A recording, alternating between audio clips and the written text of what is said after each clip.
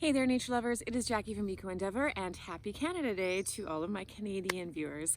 It is the Canada Day long weekend here in Canada, and today I want to talk to you about your winter garden, your fall garden, winter garden, and an overwintering garden, and what the difference between those means. This video is inspired by my friend Cheryl, who asked me, is it too late to plant beans? What can I still plant? And yes, you can definitely still plant beans and other kind of warm, loving crops that only take 60 days, like where we are. We have all of July, all of August yet. And so if you want to start harvesting by September, you can definitely plant things like your squashes still. I've got this little sunburst squash that is 60 days. So I will be ready to harvest these by the end of August. So to find out what you can still plant, if you're worried that you're late in your garden, you can look at the days here and see how long it takes to maturity. By planting this today, this would actually be considered planting for a fall harvest, because by September, we like to call that fall around here. Is it fall though? When is the actual date for fall? Anyways, in September. I usually like go by the when school is back in season, because I'm a teacher. So by September, what I want to be harvesting, I can plant stuff now for to be eating in September.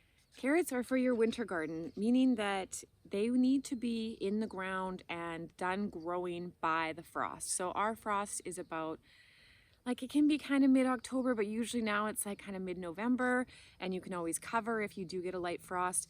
But all these carrots will grow now, and this is 75 days. They will grow to maturity, and then they will stay in the ground all winter long. They can handle a frost in the ground. Some of your beets can, your kale, your cabbages, all of that is what could be considered for your winter garden, that you can harvest all winter long, because they did their growing during the summer months.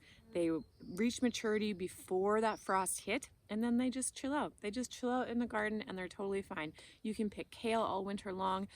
You can go out into the garden and pull your carrots out all winter long.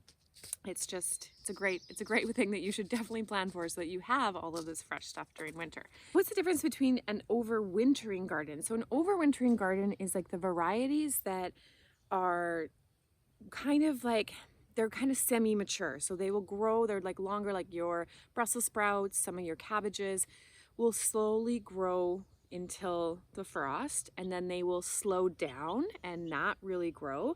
And then in like February, March, when it starts to warm up, they will continue to grow, and then you can harvest them in like March and April. So I have a few varieties of overwintering vegetables that I'm trying this year. One is the purple sprouting broccoli, another one is the overwintering galleon cauliflower, and I'll pop those up on the screen for you to look at of where I got those. West Coast Seeds carries a couple overwintering varieties now, as more people are getting into winter gardening and understanding that you can keep these in the ground all year long, and then you have them in the early spring when there's that kind of hungry gap going on. So definitely keep an eye out for the overwintering varieties. You want to make sure they are overwintering varieties and that they're not summer varieties that you're trying to overwinter, because they need to be able to handle that frost.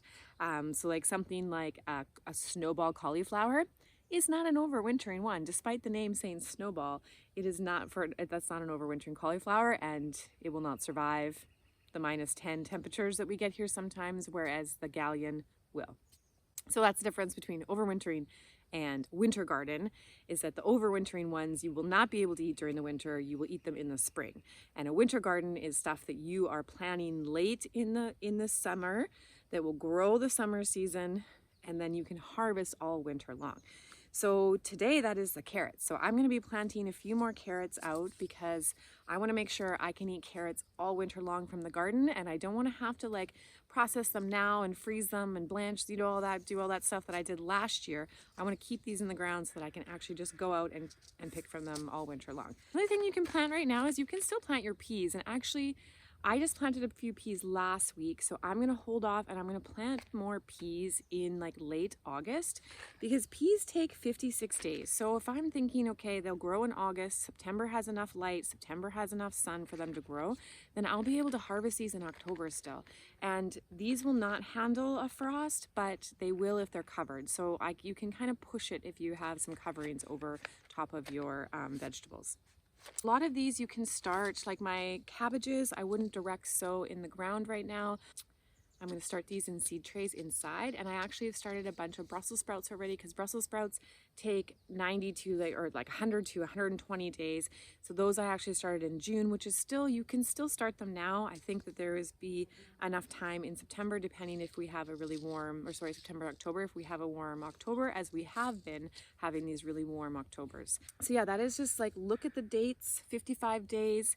Think of when that is. Do you want to be able to harvest these in winter? Do you want to be able to harvest these all fall? That's how you can plan for a winter and fall garden, is just looking at the dates, deciding what you want to be able to eat, making sure there's space in your garden too. And some of them you need to like think, should I direct sow these out or should I start them in seed cells, and do a mix of both. I'm doing a mix of both just to see what actually does work. I prefer direct sowing as much as possible because I find it easier, but you do lose a little bit more seeds this way. It is a little bit more riskier than if you're growing them inside. So as I said, I did start a few actually started in early June. So some of those cabbages, the overwintering ones, and no, I started overwintering. Anyways, I'll show you what I planted. Beets are another crop that you can plant right now in July. They only need 53 days to maturity. So yeah, you can plant them. It says direct sow 4 weeks after last frost until midsummer. It's only the start of summer, so you can still grow these, like plant these into August as well. So think about if you are somebody who likes to travel in the summer and maybe you didn't get some of your earlier crops in because you knew you were going to be away for July, or you knew you were going to be away for part of August or all of August, you can still plant stuff. Just look at the dates, look at stuff that's early, get it in the ground, and then you can harvest it in the fall and the winter, which I actually think is like kind of the best time to be having all this no, it's always a good time. It's just always a good time to have fresh garden stuff. But yes, anyways, you're not going to get any tomatoes, you're not going to get any cucumbers later on past the frost because those are very frost sensitive. When trying to decide like if you should direct sow or you should plant in seed cells, think about where you're going to be putting this, where you want your winter garden vegetables to be.